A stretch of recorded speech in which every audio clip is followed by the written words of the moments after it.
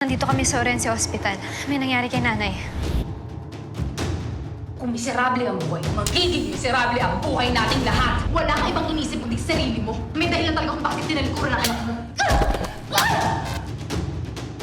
Ano ba talaga meron kay Ana at kay Miranda? Why all of a sudden nagtutulungan sila? Di ba po hinahanapan niyo ako ng hawak na ebidensya? Meron ako.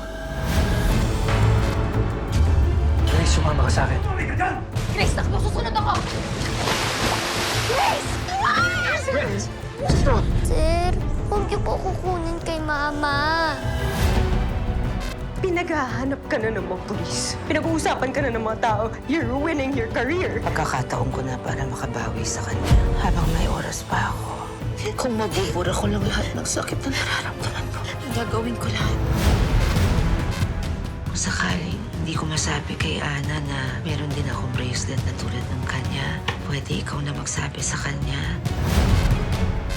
Si Ana yung batang pinapahanap niya. Anak ni Miranda si Ana. Tumawag si Sir Jimenez. Nakita niya nakausap ni Sarah at ni Ashley yung private investigator mo.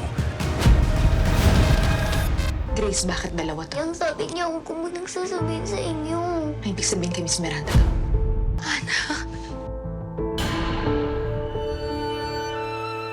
Ako ang kumidnap kay Grace Banaak. Wala hong kasalanan si Ana Sarmiento.